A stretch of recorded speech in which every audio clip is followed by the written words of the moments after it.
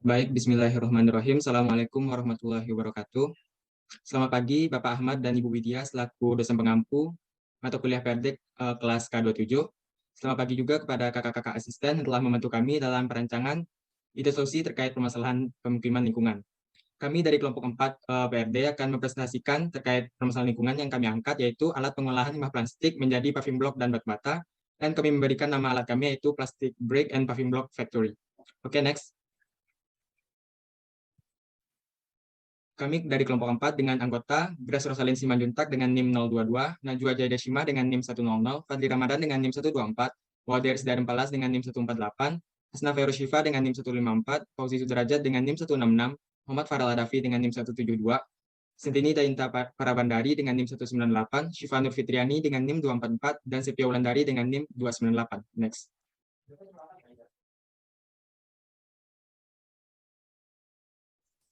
Baik, pertama-tama kita perlu mengetahui latar belakang permasalahan mengapa plastic brick and paving block dapat menjadi solusi untuk permasalahan lingkungan sekarang ini maupun ke depannya.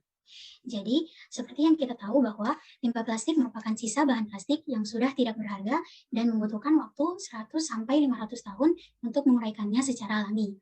Jadi, limbah plastik memerlukan penanganan yang serius karena jika dibiarkan menumpuk dan dibuang sembarangan dapat menimbulkan pencemaran dan kerusakan bagi lingkungan. Di sisi lain, seiring dengan meningkatnya jumlah penduduk, maka pembangunan juga akan semakin banyak dilakukan. Selain itu, pengerasan jalan juga akan dilakukan seiring dengan perluasan pemukiman penduduk. Batu bata dan paving block merupakan bahan utama dari pembangunan tersebut, yang bahan dasarnya biasanya diambil dari galian tanah sawah yang subur atau tanah liat yang mengancam kerusakan lingkungan jika diproduksi secara berlebihan. Jadi, untuk mengatasi masalah tersebut, diberikan solusi dengan memanfaatkan limbah plastik sebagai campuran batu bata maupun paving block. Baik, bukti permasalahan seperti yang telah disebutkan sebelumnya terkait limbah plastik. Yang pertama adalah jumlah produksi limbah plastik di Indonesia mencapai 66 juta ton per tahun, dan sekitar 0,26 sampai 0,59 juta ton limbah tersebut dialirkan ke laut. Data ini kami ambil dari Badan Pusat Statistik. Yang kedua adalah banyaknya limbah plastik yang diproduksi oleh masyarakat tiap harinya dan kurangnya aktivitas pengolahan limbah plastik yang dilakukan membuat limbah plastik bertambah secara terus-menerus. Menurut The National Plastic Action Partnership, ada sekitar 4,8 juta ton per tahun sampah plastik di Indonesia tidak terkelola dengan baik, seperti dibakar di ruang terbuka sebanyak 48%, tak dikelola layak di tempat pembuangan sampah resmi 13%, dan sisanya mencemari saluran air dan laut sebanyak 9%. Next. Dapat lihat pada diagram batang ini bahwa Indonesia menduduki peringkat kedua sebagai negara penyumbang terbesar sampah plastik ke lautan setelah Cina dengan sumbangan sampah plastik sebanyak 187,2 juta ton. Data ini kami ambil dari jurnal yang berjudul Plastic Waste Input from Land into the Ocean pada 2015 dalam penelitian Jambek JR. Oke, next.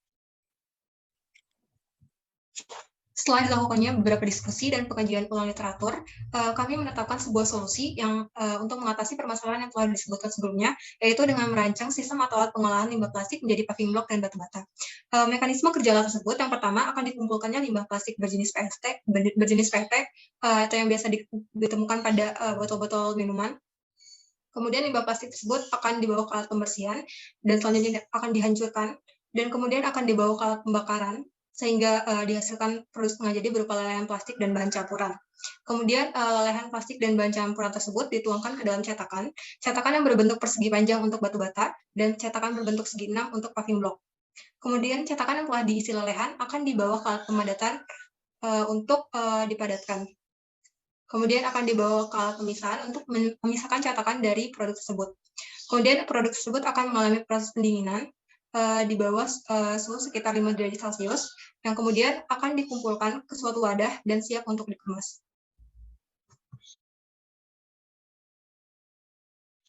Berikut penjelasan dan gambar detail lebih lanjut mengenai mekanisme kerja alat dapat dilihat pada layar.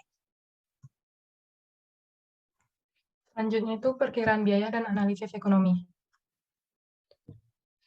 Untuk perkiraan biaya alat dapat kita lihat pada tabel rincian harga dan alat yang dibutuhkan dengan total Rp129.586.300 untuk biaya operasional untuk perawatan alat, air, dan juga listrik per bulannya itu totalnya Rp2.580.090 dan untuk biaya tenaga kerja dengan 7 pekerja, 3 teknisi mesin dan 1 supervisor dengan total Rp38.195.285 per bulannya.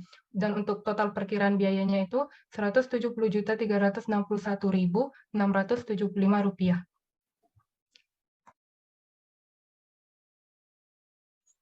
Selanjutnya ada analisis keuntungan produksi batu bata.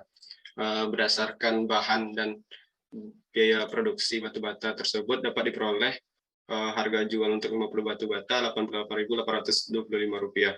Harga tersebut masih di bawah harga batu bata konvensional, yaitu Rp100.000 per meter kuadrat, dengan selisih harga Rp11.000. Sehingga batu bata plastik lebih murah daripada batu bata konvensional. Next. Selanjutnya analisis keuntungan untuk paving block. Harga untuk 18 paving block yaitu Rp67.105. Harga ini masih di bawah harga paving block konvensional yaitu Rp77.000 per meter kubik dengan selisih harga Rp9.000. Sehingga paving block ini lebih murah daripada paving block konvensional. Next. Selanjutnya saya akan menjelaskan alasan mengapa alat kami ini penting. Next. Alat kami penting karena mampu memberikan solusi dalam mengatasi kedua permasalahan tadi, yakni penumpukan limbah plastik dan kebutuhan material infrastruktur. Alat kami mampu mengolah limbah plastik yang merupakan barang buangan tidak bernilai menjadi paving block dan batu bata yang memiliki nilai lebih, terutama untuk bahan bangunan, apalagi dengan adanya proyek pembangunan ibu kota baru di Indonesia. Selain itu, proses pengolahannya terbilang mudah karena mekanisme alatnya sederhana dan biayanya terbilang terjangkau untuk produksi skala besar. Kemudian jika mempertimbangkan bagaimana kualitas produknya, dengan perbandingan campuran plastik dan kerikil seperti yang tertera pada layar, ini sudah memenuhi syarat SNI untuk kuat tekan, dan harga yang kami tetapkan itu di bawah harga pasaran sehingga produk kami mampu bersaing dengan paving block dan batu bata konvensional di pasaran. Next. Selanjutnya adalah dimensi dan detail alat yang kami buat. Kami membuat total 7 buah alat utama dan 1 alat sebagai penghubung alat satu dengan alat lainnya. Next. Pertama adalah alat pembersih untuk membersihkan limbah plastik dari kotoran yang menempel. Pada dasarnya alat ini berbentuk drum dengan kapasitas 500 liter. Alat ini nantinya akan berputar dengan bantuan motor listrik. Next. Berikut adalah gambar 2 dimensinya. Next. Setelah bahan-bahan tersebut dibersihkan, tahap selanjutnya yaitu bahan-bahan tersebut dihancurkan dengan menggunakan alat penghancur yang berfungsi sebagai memotong dan mencacah limbah plastik agar ukurannya menjadi kecil dan mudah untuk diolah. Next. Berikut merupakan dimensi dan keterangan dari alat penghancur. Next. Selanjutnya alat pembakaran. Jadi ini adalah alat pembakaran dengan komponen utama berupa tungku pembakaran dan komponen pendukung berupa tangki kondensor dan bak air. Pembakaran akan terjadi di dalam tungku pembakaran dengan sumber api berasal dari tabung gas dengan suhu sekitar 160 sampai 180 derajat Celcius. Di bagian bawah tungku terdapat pipa pengalir lelehan plastik dan sebuah keran. Nantinya lelehan ini akan dialirkan ke alat pencetakan batu bata dan paving block. Sedangkan di bagian atas tungku pembakaran terdapat pipa penyalur asap hasil pembakaran menuju pipa kondensor yang akan diubah menjadi asap cair agar tidak berbahaya bagi lingkungan. Next. Berikut merupakan dimensi dari alat pembakaran. Next. Alat berikutnya yaitu alat pencetakan. Jadi, lelehan plastik hasil dari pembakaran nantinya akan dimasukkan ke dalam cetakan batu bata dan paving block ini. Dimensinya disesuaikan dengan standar pada umumnya. Alat pencetakan ini nantinya akan digerakkan menggunakan conveyor automation untuk diarahkan ke tahapan berikutnya. Next. Berikut merupakan dimensi dari alat pencetakan batu bata. Next. Dan ini merupakan dimensi dari alat pencetakan paving block.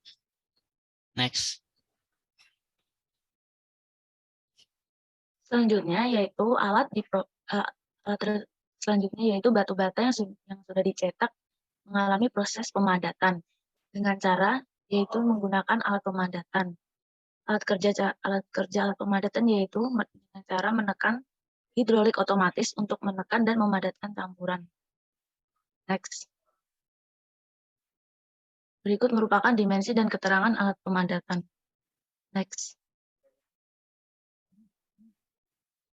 Kemudian setelah alat dipadatkan, tahapan selanjutnya yaitu alat dipisahkan menggunakan alat pemisah dengan menggunakan capitan sehingga cetakan tersebut dapat dipisahkan dari batu bata atau paving block. Next.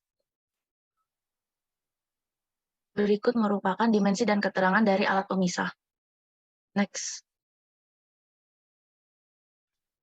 Selanjutnya adalah alat pendingin. Digunakan agar batu bata dan paving block mencapai suhu normal atau suhu ruang dan menjadi keras. Alat ini berupa wadah tertutup dengan ukuran kurang lebih 190 x 100 x 90 cm. Next. Berikut merupakan gambar dua dimensinya. Next. Yang terakhir adalah conveyor automation atau lebih tepatnya belt conveyor. Alat ini yang akan memindahkan hasil progres satu alat ke alat lainnya sampai akhirnya batu bata dan paving block yang sudah jadi terkumpul di satu tempat. Next. Berikut adalah gambar desain dua dimensinya. Next.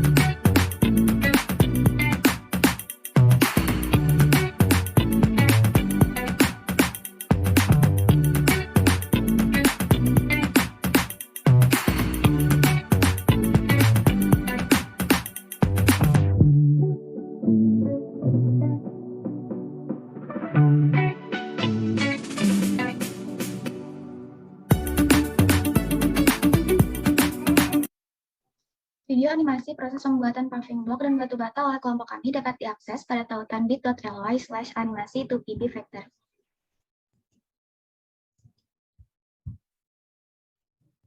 Kemudian berikut ini adalah poster dari alat kami.